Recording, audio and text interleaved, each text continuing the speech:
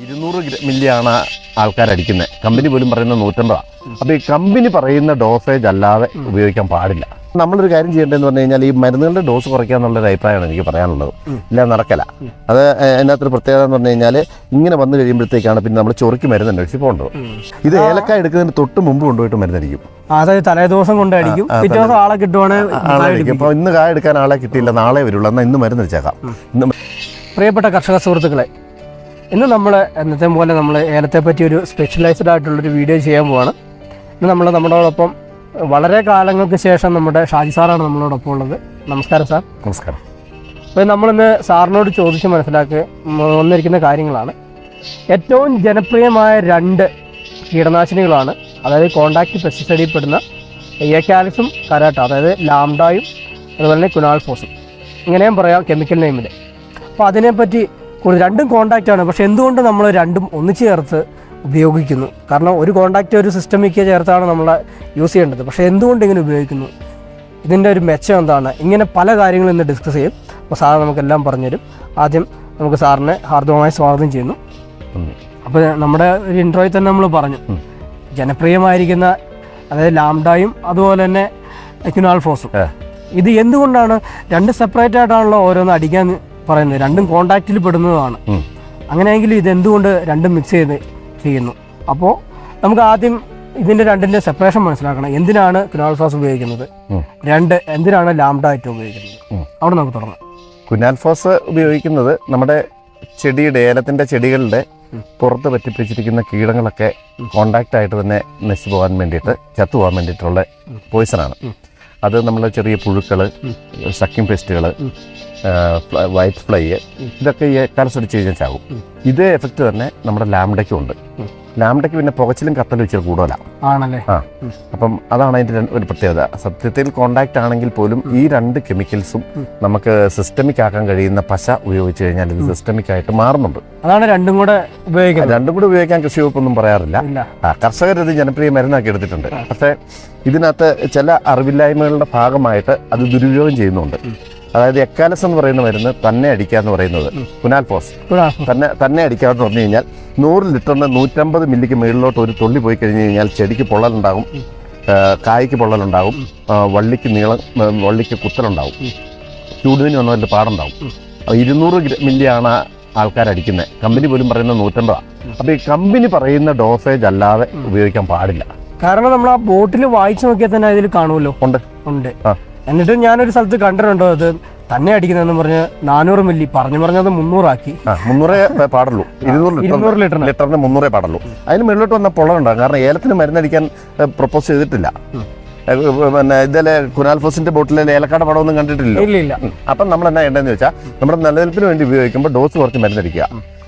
ഇത് ഡോസ് 100 ലിറ്ററിന് 150 മില്ലിക്ക് മേളിലോട്ട് പോയി കഴിഞ്ഞ് കഴിഞ്ഞാൽ ചൊറിയാകും കായ്ക്ക്. അത് തന്നെ അടിക്കുന്നതുകൊണ്ട് തന്നെ അടിക്കുന്നത് 150. അപ്പം ഇനി കരാട്ടെ എക്കാലസും കൂടെ അടിക്കാന്ന് പറഞ്ഞു കഴിഞ്ഞാൽ, ഇപ്പൊ കർഷകർ ഞാൻ പല തോട്ടങ്ങളിലും കണ്ടിട്ടുള്ളത് എത്രയാ ഉള്ള ഡോസ്? എത്രയാ?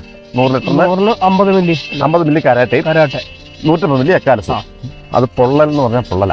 പക്ഷെ കരാട്ടയുടെ തന്നെ 150 മില്ലി അല്ലേ പറയുന്നത് മാക്സിമം? അല്ല, കുനാൽഫോസ് 150. ഈ കരാട്ട എന്ന് പറഞ്ഞാൽ ലാംഡ 4.9 CD ആണ്. അത് പറയുന്നത് 40 മില്ലി ടു 50 മില്ലി കൂടുതൽ അടിക്കാൻ പാടില്ല. കമ്പനി തന്നെ പറയുന്നതാണ്. അതായത് തന്നെ അടിക്കുക. അപ്പം നമ്മൾ 100 ലിറ്ററിനാണ് പറയുന്നത്. അപ്പം അതിൻ്റെ കൂടെ അഡീഷണൽ തീപ്പൊരിയായിട്ട് ഒരു 150 എക്കാലസോട് വരുമ്പോഴാണ് ഈ പൊള്ളലുണ്ടാകുന്നത്. 150-50 ആകുമ്പോൾ പൊള്ളലുണ്ടാകുന്നത്. അതുള്ള കാര്യമാണ്. അത് അടിച്ചു നോക്കുക. അല്ലെങ്കിൽ ഒരു കാര്യം ചെയ്യുക, നിങ്ങളുടെ ഈ ചാനലുകാരെ മരുന്നടിക്കുന്നത് നിങ്ങൾക്ക് തോട്ടം ഉണ്ടെങ്കിൽ നിങ്ങൾ 2ആയിട്ട് കൂട്ടുക. 150-50 കൂട്ടി ഒരു സൈഡിലടിക്കുക, 100-100 30 കൂട്ടി ഇപ്പുറത്തെ സൈഡിലടിക്കുക. അന്നേരം അതിൻ്റെ വ്യത്യാസം മനസ്സിലാവും. അന്നുണ്ടായിരുന്ന പൂക്കൾക്ക് കരിച്ചിലുണ്ടായി കഴിഞ്ഞു കഴിഞ്ഞാൽ അത് ഗുണകരമല്ലോ, ശുഭകരമല്ലോ. അതാണ് ആ ഡോസേജിൻ്റെ വ്യത്യാസം. അപ്പോൾ അടിക്കുന്നതിൽ തെറ്റില്ല, ജനപ്രിയമായിട്ട് ആൾക്കാർ അടിക്കുന്നുണ്ട്. പിന്നെ ഇതിങ്ങനെ നമ്മൾ കൂട്ടി അടിക്കണമെങ്കിൽ പിന്നെ ഒരു കമ്പനിക്ക് ഉണ്ടാക്കിയാൽ പോരെ ഇങ്ങനെ കൂട്ടി. അപ്പം ഇപ്പം മാർക്കറ്റിൽ മിക്സിംഗ് ആയിട്ടുള്ള ഒരു കമ്പൈൻ ചെയ്തിട്ടുള്ള മരുന്നുകളും അവൈലബിൾ അല്ലേ? കമ്പൈൻ ചെയ്തിട്ടുള്ള ഒത്തിരി മരുന്നുകളുണ്ട്. സിസ്റ്റമിക്കും കോണ്ടാക്റ്റും ആയിട്ടുള്ള മരുന്നുകളുണ്ട്. നമ്മളായിട്ട് കൂട്ടിയെടുക്കേണ്ട ആവശ്യമില്ല. നമ്മളായിട്ട് കൂട്ടിയെടുക്കേണ്ട ആവശ്യമില്ല. ഇപ്പൊ എത്തിയോം പ്ലസ് സൈപ്പർ എന്ന് പറയുന്നുണ്ട്, അത് കോണ്ടാക്റ്റും സിസ്റ്റമിക്കും ഉണ്ട്. അപ്പം അതുപോലെ തന്നെ ഇതിനകത്തുണ്ട് കുനാൽ പ്ലസ് സൈപ്പർ ഉണ്ട്, അത് പിന്നെ കോണ്ടാക്റ്റും സിസ്റ്റമിക്കും ഉണ്ട്. അകത്തും പുറത്തും കയറും തണ്ടുതറപ്പിനെ പ്രതിരോധിക്കാൻ ചെയ്യും. അപ്പം നമ്മളൊരു കാര്യം ചെയ്യേണ്ടതെന്ന് പറഞ്ഞു കഴിഞ്ഞാൽ ഈ മരുന്നുകളുടെ ഡോസ് കുറയ്ക്കുക എന്നുള്ളൊരു അഭിപ്രായമാണ് എനിക്ക് പറയാനുള്ളത്. ഇല്ല, നടക്കല. അത് അതിനകത്തൊരു പ്രത്യേകത എന്ന് പറഞ്ഞു കഴിഞ്ഞാൽ ഇങ്ങനെ വന്നു കഴിയുമ്പോഴത്തേക്കാണ് പിന്നെ നമ്മൾ ചൊറിക്ക് മരുന്ന് അന്വേഷിച്ച് പോകേണ്ടത്. പൊള്ളലുണ്ടാവും. ചൊറിക്ക് ഇത് മാത്രമല്ല, കാരണം പല കാരണങ്ങളുണ്ട്. കുമിൾ രോഗങ്ങൾ കൊണ്ടും വൈറസ് ബാധ കൊണ്ടും ഒക്കെ ചൊറി ഉണ്ടാകാം. പക്ഷെ ഇതും അതിനൊരു കാരണമാണ്. അപ്പം മഞ്ഞപ്പിഞ്ച് വരും ഡോസ് കൂടുമ്പോൾ. എക്കാലസും കരാട്ടെ 150 എക്കാലസും 50 കരാട്ടെ അടിക്കും. ഒരു ശ്രദ്ധിക്കേണ്ട ഒരു കാര്യം, പല കർഷകരുടെ ഒരു അറിവില്ലായ്മ പറഞ്ഞും കേട്ടിട്ടുണ്ട്. പക്ഷെ അവരുടെ ഒരു വിചാരം എന്ന് പറഞ്ഞു കഴിഞ്ഞാൽ കമ്പനി ഇപ്പോൾ കുനാൾഫോസ് പറഞ്ഞിട്ടുണ്ട് 200 ml 200 ലിറ്റർ അടിക്കാൻ പറഞ്ഞു വെച്ചു. അങ്ങനെയാണെന്നുണ്ടെങ്കിൽ എന്നാൽ ഒരു 50 മിനിയുടെ കൂട്ടി അടിക്കാം. ഒരാഴ്ചയും കൂടി ലൈഫ് കിട്ടുകയല്ലേ. അപ്പോൾ അതിൻ്റെ പിന്നിൽ എന്തെങ്കിലും അർത്ഥവത്തായിട്ട് എന്തെങ്കിലും സത്യമുണ്ടോ? സത്യം എന്ന് പറഞ്ഞു കഴിഞ്ഞാൽ ഒരാഴ്ചയുടെ കൂടുതൽ കിട്ടും. ഇപ്പം കടയിൽ നിന്നൊരു ഡോസ് പറഞ്ഞു വിടും, കർഷകനൊരു ഡോസ് കൂട്ടി കൊടുക്കും, എന്നിട്ട് അതങ്ങ് അടിക്കും. അടിച്ചു കഴിയുമ്പോൾ എന്ന് പറഞ്ഞാൽ ഈ പൊള്ളലിനെ കുറിച്ച് ഇവർ അറിയുന്നില്ല. ഇതൊരു വളരെ ശാസ്ത്രീയമായിട്ട് വളരെ ക്ഷമയോടുകൂടി ഏലച്ചെടികളുടെ വള്ളികൾ പരിശോധിച്ചാൽ മാത്രമേ പൊള്ളൽ കണ്ടുപിടിക്കാൻ പറ്റുള്ളൂ. പിന്നെ നമ്മളൊരു കാര്യം എന്ന് പറഞ്ഞു കഴിഞ്ഞാൽ നമ്മളിപ്പോൾ ഇന്ന് മരുന്നടിക്കുന്നു, ഈ തോട്ടത്തിൽ മരുന്നടിക്കാന്ന് വെച്ചു, നമ്മൾ ആ ലക്ഷ്യം ഒന്ന് പൂർത്തീകരിക്കണം. എന്നിട്ട് പോകുന്നു, പിന്നെ ഒരു 15 ദിവസത്തേക്ക് ഇനി ഇറങ്ങുന്നില്ല. ആ 15 ദിവസത്തേക്ക് ഫ്ലവറിങ് പോലും തീരെ കുറവായിരിക്കും ഈ ഡോസ് കൂടുതലായതുകൊണ്ട്. പിന്നെ ഞാൻ ചോദിച്ചത് നമ്മുടെ ആ ഒരു ബോട്ടിൽ ഇപ്പോൾ ലാംഡ ആണെങ്കിലും ഫിനാൾഫോസ് ആണെങ്കിലും മറ്റേത് തന്നെയാണെങ്കിലും ആ ബോട്ടിൽ അവർ കൃത്യമായിട്ട് അതിൻ്റെ അത് ഡിസ്ക്രിപ്ഷനിൽ കൊടുത്തിട്ടുണ്ട് ഇതിൻ്റെ ഒരു ടൈം പീരീഡ്. നമ്മൾ മരുന്ന് അടിച്ചു കഴിഞ്ഞാൽ ഇത്ര ദിവസം അതിൻ്റെ വിഷാംശം ഈ കായലുണ്ടാകുമെന്ന്. അതിപ്പോൾ ഏലത്തിനായിക്കോട്ടെ പച്ചക്കറികൾക്കായിക്കോട്ടെ ഇവിടെ ആണെങ്കിലും. പക്ഷെ ഈ പീരീഡ് എത്ര ഡോസ് കൂട്ടി അടിച്ചാലും ഈ 15 ദിവസം തന്നെ കിട്ടത്തുള്ളൂ. 15 ദിവസമേ വരുള്ളൂ. അപ്പം പിന്നെ എക്സ്ട്രാ നമ്മൾ ഡോസ് കൂട്ടി അടിക്കുന്നത് പൊള്ളിച്ച് കളയാനും മാത്രമേ പറ്റത്തുള്ളൂ. വേസ്റ്റ് ആക്കി മരുന്ന് കളയാനും മരുന്ന് നമുക്ക് സാമ്പത്തിക നഷ്ടവും വരും, ബുദ്ധിമുട്ടുകൾ സംഭവിക്കുന്നു, കായും കുറയുന്നു. അതാണ് എൻ്റെ ഒരു സംശയം ഉണ്ടായിരുന്നത്. അപ്പം അതാണ് അതിൻ്റെ ഒരു കാര്യം. പിന്നെ നമ്മൾ ഇതിനകത്ത് വേറൊരു കാര്യമുണ്ട്. ഇപ്പോൾ ഇത് കോണ്ടാക്റ്റ് ആയിട്ടുള്ള പോയിസൺ ആണെങ്കിൽ പോലും നമ്മൾ സിസ്റ്റമിക് പവറുള്ള പശ ചേർത്തടിക്കുവാണെങ്കിൽ ഏറ്റവും ബെറ്റർ പശ ഏതാണ്? പശ പല പേരുകളിൽ വരുന്നുണ്ട്. ഈ ആമയുടെ ഒക്കെ പശകളൊക്കെ ഉണ്ടല്ലോ, ഒത്തിരി പേരുകളിലുണ്ട്. അതൊരു നല്ലൊരു ബ്ലൂ വെറ്റ് എന്നൊക്കെ പറഞ്ഞൊരു പശ, അങ്ങനെ പല പശകൾ വരുന്നുണ്ട്. അപ്പോൾ അത് ചേർത്തെടുക്കുകയാണെങ്കിൽ ഇതിങ്ങനെ സിസ്റ്റമിക് ആവും. ഈ പ്രകാശ സംശ്ലേഷണം നടക്കും. നമ്മൾ ഇലയുടെ അടിയിൽ അടിച്ചു കൊടുക്കുമ്പോൾ പ്രകാശ സംശ്ലേഷണം നടക്കുന്ന സമയത്ത് ഭക്ഷണം പാകം ചെയ്യുക. ഈ ഭക്ഷണം പാകം ചെയ്യുമ്പം ഈ വിഷം ഈ ചെടി ആഗീരണം ചെയ്യും. അങ്ങനെ ഈ ഉള്ളിലുള്ള കീടങ്ങളെയും കൊല്ലാൻ പറ്റും. അതാണ് ഒരു സിസ്റ്റമിക്കിന്റെ ഒരു പ്രത്യേകത. സിസ്റ്റമിക് പശ ചേർത്തടിക്കുമ്പോൾ. പിന്നെ നമ്മളൊരു കാര്യം എന്താണെന്ന് വെച്ചാൽ പശ ചേർത്തടിക്കുമ്പോൾ ഈ കീടങ്ങളുണ്ടല്ലോ, ഓടി നടക്കുന്ന വൈറ്റ് ഫ്ലൈ, പിന്നെ ഈ സക്കിംഗ് പെസ്റ്റുകൾ, അതുപോലെ ഹോപ്പർ ഉണ്ട്, നമ്മുടെ വീട്ടിൽ പോലെ ഐറ്റം ഉണ്ട്. പിന്നെ ഇല ചുരുട്ടുന്ന പുഴുക്കള് ഇതിന് ഉണ്ട്. അപ്പൊ ഇതിന്റെയൊക്കെ ഒരു പരിധി വരെയുള്ള സഞ്ചാര സ്വാതന്ത്ര്യം കൂടെ നമ്മൾ ഈ പശ ചേർത്തടിക്കുമ്പോൾ നിൽക്കും. എന്നോർത്ത് ഏത് പശയും ചേർത്തടിക്കല്ലേ, വളരെ മോശം പശ ചേർത്തടിച്ചാൽ ഫ്ലവറിങ് ഉണ്ടാകത്തില്ല. ഇല്ല, നമ്മുടെ പറവകൾക്ക് പരാഗണം നടത്തുന്ന സമയത്ത് പറന്നു പോകാൻ കഴിയാതെ വരും, അതിൻ്റെ വായ അടഞ്ഞു പോകും. അവിടെ നല്ല പശയായിരിക്കണം, അത് ഡോസ് കുറച്ചായിരിക്കണം അതും അടിക്കേണ്ടത്. ഇതാണ് അത് സംബന്ധിച്ച് പറയാനുള്ളത്. ചൊറിയുടെ കാര്യം ഇത് തന്നെ പറയാനുള്ളത്. ഒരു കാരണം ചൊറിയാണ് ഡോസ് കൂട്ടി അടിക്കുന്നത്. അപ്പോൾ ഷാജി സാറേ, ഒരു കാര്യം കൂടെ ചോദിക്കുക. ഇത്രയൊക്കെ കാര്യങ്ങൾ പറഞ്ഞു.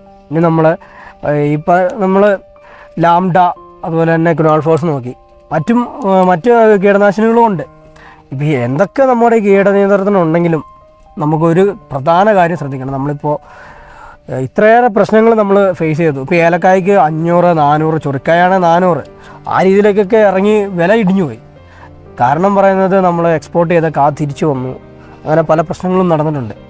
ഇത്രയൊക്കെ പ്രശ്നങ്ങളുണ്ടായിട്ട് എന്തുകൊണ്ട് ഈ ഒരു മരുന്നുകൾ സർക്കാർ നിരോധിക്കുന്നില്ല? അതിന് പിന്നിൽ എന്താണ്? അത് നമ്മുടെ കയ്യിലെ മിസ്റ്റേക്ക് കൊണ്ടാണോ അതോ ഗവൺമെൻറ് തലത്തിൽ എന്തെങ്കിലും പ്രശ്നങ്ങളുണ്ടാണോ ചെയ്തത്? മരുന്ന് നിരോധിക്കാൻ പറ്റത്തില്ല, കാരണം നമ്മുടെ കൃഷി നിലനിൽക്കല്ലോ. നമ്മളുടെ പ്രയോഗ രീതിയിലുള്ള തെറ്റുകൊണ്ടാണ് തിരിച്ചു വന്നിട്ടുണ്ടെങ്കിൽ. എന്താണ് ആ തെറ്റ്? ആ തെറ്റെന്ന് പറഞ്ഞു കഴിഞ്ഞാൽ നമ്മൾ ഏലക്കായ എടുക്കുന്നത് ഇപ്പം എടുത്തു കഴിഞ്ഞിട്ട് അപ്പം തന്നെ നമ്മൾ മരുന്നടിക്കുന്നു. മരുന്നടിച്ച് കഴിയുമ്പോഴത്തേക്കും അടുത്ത ക്രോപ്പ് എടുക്കുന്നതിനായ കാലാവധി ഉണ്ട്. ആ കാലാവധി വരെ ഇതിൽ പിന്നെ നമുക്ക് അന്നേരം പിന്നെ അടുത്തെടുക്കുന്ന കായ്ക്ക് വിഷം വരത്തില്ല. ഇത് ഏലക്കായ എടുക്കുന്നതിന് തൊട്ട് മുമ്പ് കൊണ്ടുപോയിട്ട് മരുന്നടിക്കും. അതായത് തലേദിവസം കൊണ്ടടിക്കും, പിറ്റേ ദിവസം ആളെ കിട്ടുവാണെങ്കിൽ. അപ്പോൾ ഇന്ന് കായ എടുക്കാൻ ആളെ കിട്ടിയില്ല, നാളെ വരുള്ളൂ, എന്നാൽ ഇന്ന് മരുന്നടിച്ചേക്കാം. ഇന്ന് മരുന്നടിക്കുന്നു, എന്നിട്ട് ആ കായ എടുക്കുന്നു. ആ കായ എടുത്ത് കഴിയുമ്പോഴത്തേക്കും അതിനകത്ത് പോയിസൻ്റെ അംശം ഉണ്ടാവും. ആ അംശം കുറച്ച് കഴുകി കഴിയുമ്പോൾ പോകും. പക്ഷെ അതിനകത്ത് സിസ്റ്റമിക് ആയിട്ടൊക്കെ കയറുന്ന കായുടെ അകത്ത് അരിക്കകത്ത് വരുന്നത് ലാബിൽ പരിശോധന നടത്തുമ്പോഴത്തേക്കും പോയിസൻ്റെ അംശം വരും. അങ്ങനെ കുറച്ച് കായ തള്ളി വന്നിട്ടുണ്ടാവാം. എന്നാൽ ഈ പറയുന്ന പോലെ എല്ലാം തള്ളി വന്നത് ഈ സത്യസന്ധമായിട്ട് ഇത് തന്നെയാണെന്നും പറയത്തില്ല. മാർക്കറ്റിന്റെ വേരിയേഷന് വേണ്ടി ചിലരൊക്കെ പുറയിലുണ്ടെങ്കിൽ അതും തെറ്റാണ് കർഷകരോട് ചെയ്യുന്നതെന്നാണ് എനിക്ക് പറയാനുള്ളത്. കാരണം കർഷകരാണ് നാടിന്റെ വെളിച്ചം. ഇതാണ് ആ ഒരു രംഗത്ത് നമ്മൾ ശ്രദ്ധിക്കേണ്ടത്. എടുത്തതിന് ശേഷം മരുന്നടിക്കുക. ഏതൊരു ബോട്ടിലാണെങ്കിലും അതായത് കീടനാശിനി ആണെങ്കിലും അതിൽ അവർ കമ്പനി കൃത്യമായിട്ട് എഴുതി മാർക്ക് ചെയ്തിട്ടുണ്ടാവില്ല ഇത്ര ദിവസം അതിന്റെ ഒരു ടൈം പീരീഡ് ഒരു 15 ദിവസവും ഒരു 20 ദിവസമൊക്കെ അതിനും പോയിസൺ നിലനിൽക്കുള്ളൂ. അപ്പോൾ നമ്മൾ ഈ കായ എടുത്തതിന് ശേഷം 2 ദിവസം കഴിഞ്ഞ് അടിക്കുകയാണെന്നുണ്ടെങ്കിൽ നമുക്ക് ആ ഒരു കീടനിയന്ത്രണം സാധിക്കുകയും ചെയ്യും, വിഷമയം ഇല്ലാത്തൊരു കായ ലഭിക്കുകയും ചെയ്യുന്നതാണ് പറയുന്നത്. തീർച്ചയായിട്ടും ലഭിക്കും. അത് കീടനിയന്ത്രണം ഉണ്ടായിക്കോളും. കീടനിയന്ത്രണം ഉണ്ടാകും. പിന്നെ അതൊരു ഗുണമാണ് അത് കായ എടുത്തിട്ട് മരുന്നടിക്കുന്നത്. ചെറിയ കായ എടുത്തിട്ട് വരുന്നതിൻ്റെ അത്ര ചെറിയ ഈ കായെടുക്കുന്ന വലിച്ചു പറിക്കല്ലേ, അവിടെ ഒരു കരിവും കൂടെ ഉണ്ടായിക്കോളൂ. അതിന്റെ ആ ഒരു മുറിവ് കരിവും കൂടെ ഉണ്ടായിക്കോളൂ. കീടാക്രമണം മുറിവ് കരിവും കൂടെ ഉണ്ടായിക്കോളൂ. കാരണം അത് ഇങ്ങനെ കായെടുത്ത് വലിച്ചെടുക്കുന്ന ആ ഞെട്ടില്ലേ, ഞെട്ടിന്റെ അടുത്ത് നിന്ന് ചെറുതായിട്ട് ഒരു പൊട്ടൽ വന്നിട്ടുണ്ടല്ലോ, ഒരു മുറിവ്, ആ മുറിവിന് നല്ലതാണ് ഈ മരുന്നടിക്കുന്നത്. അപ്പൊ അതും ഒരു ഗുണമാണ്. അതുകൊണ്ട് കായ എടുത്തിട്ട് മരുന്നടിക്കുക.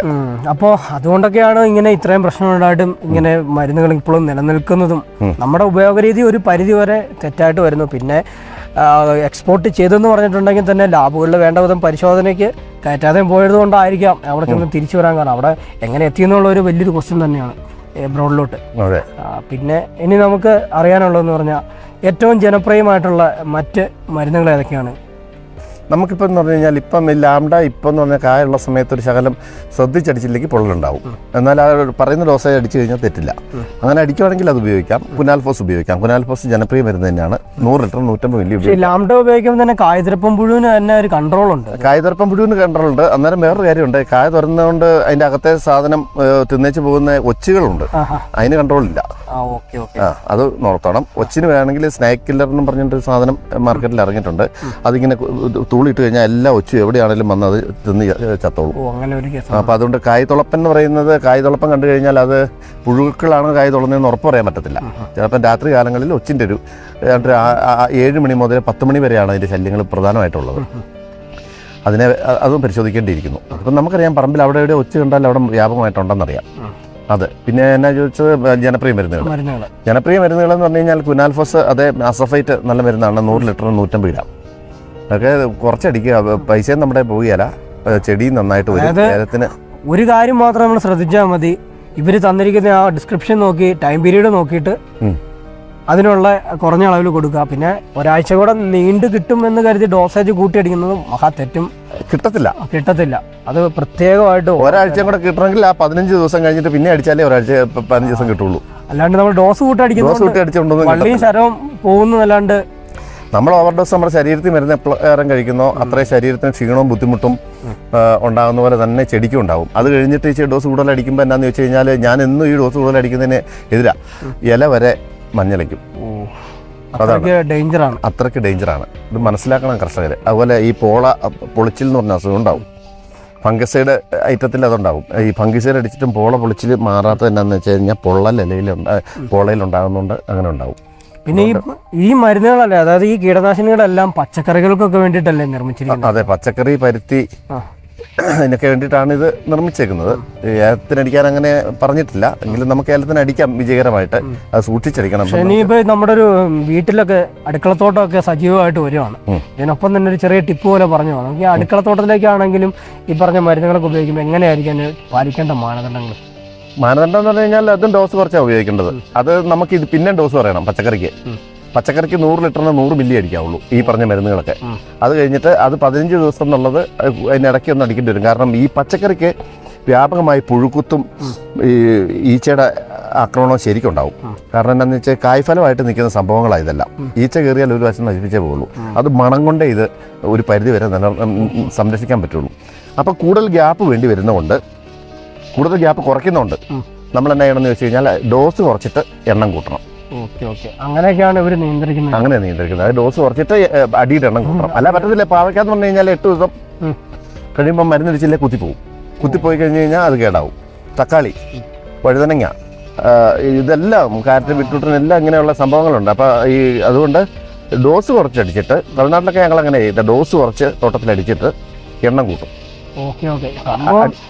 നമ്മൾ ഇതിന്റെയൊക്കെ ഒരു കൂടുതൽ അറിയാൻ വേണ്ടി ഈ കീടനാശിനികളുടെ ഒക്കെ നെറ്റിലാണെങ്കിലും സെർച്ച് ചെയ്യുമ്പോൾ കൂടുതലും ഇങ്ങനെ പരിച്ച് ചണം ഇങ്ങനെയുള്ള ഐറ്റമാണ് പച്ചക്കറികൾ ഇത് കാണുന്നത്. അതുകൊണ്ടാണ് ചോദിച്ചത്. അങ്ങനെയാണ് അതിനുവേണ്ടി ഇത് ഇറക്കിയേക്കുന്നത്. പിന്നെ നമ്മൾ ഈ മോണോപ്രോട്ടോപ്പസും പ്രൊവിനോബോസ് ഇങ്ങനെയുള്ള മരുന്നുകളൊക്കെ ജനപ്രിയമാണ്. അസഫേറ്റ്, കാർട്ടാഫൈഡ്രോക്ലോറൈഡ് ഇതൊക്കെ ജനപ്രിയ മരുന്നുകളാണ്, വിലയും കുറവുള്ള മരുന്നുകളാണ്. ഈ സാറ് പറഞ്ഞ പോലെ ഏറ്റവും കുറഞ്ഞ രീതിയിലും അതുപോലെ തന്നെ ഏത് കമ്പനിയാണോ നമുക്ക് തരുന്ന കീടനാശിനി അതിലും നോക്കിയിട്ട് അവരുടെ ഡിസ്ക്രിപ്ഷൻ വായിച്ച് നോക്കുക.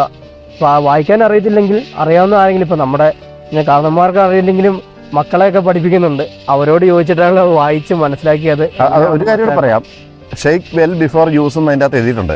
അത് പ്രധാന ഘടകമാണ്. കുലുക്കണം അല്ലേ? കുലുക്കണം. ചില ഒരു കടയിൽ ചെന്ന് മേടിക്കുമ്പോൾ അതിന് 2 വർഷത്തെ കാലാവധിയുള്ള മരുന്നായിരിക്കും എക്സ്പയറി ഡേറ്റ്. അവർ ആ ഷെൽഫിൽ വെച്ചിട്ട് ചിലപ്പോൾ 1 വർഷം അവിടെ ഇരുന്നതിന് ശേഷമായിരിക്കും ആ മരുന്ന് തരുന്നത്. അപ്പോൾ അതിനകത്തെന്ന് പറഞ്ഞാൽ സോൾവെന്റ് ഉണ്ട്. ആ സോൾവെന്റും കെമിക്കലും തമ്മിൽ വേർപെട്ട് നിന്നേക്കാം. അതുകൊണ്ട് നന്നായിട്ട് കുലുക്കുക, അത് ഏറ്റവും ആദ്യം ചെയ്യണം. എന്നിട്ട് ആ ലീഫ്ലെറ്റ് വായിച്ചിട്ട് അതിന്റെ ഡോസേജ് എത്രയാണ് പറഞ്ഞേക്കുന്നതെന്ന് നോക്കണം. പക്ഷേ ഏലത്തിന്റെ ഡോസേജ് അല്ലായിരിക്കും അതിന്റെ പറഞ്ഞേക്കുന്നത്, എങ്കിലും അവർ പറഞ്ഞേക്കുന്ന ഡോസേജ് മാത്രമേ ചെയ്യാൻ പാടുള്ളൂ. അതാണ് 150 മില്ലി 50 മില്ലി കരാട്ടക്കാർ പറയുന്നത്, 150 എക്കാലസുകാർ പറയുന്നത്, 1.5 മില്ലി 1 ലിറ്റർ. എല്ലാം ബേസ് കണക്ക് 100 ലിറ്ററിന്റെ അല്ലേ പറഞ്ഞു? 100 ലിറ്ററിന്റെ പറഞ്ഞേക്കുന്നത്, അങ്ങനെ ചെയ്യാൻ പാടുള്ളൂ. അപ്പോൾ ഒരുപാട് നന്ദി സാർ, ഇത്രയും വിലയേറിയ കാര്യങ്ങളൊക്കെ ഞങ്ങൾക്ക് വേണ്ടി പറഞ്ഞു തന്നതിന്. പ്രേക്ഷകരുടെ പേരിലും എൻ്റെ പേരിലും ഒരുപാട് നന്ദി അറിയിക്കും. Okay thanks.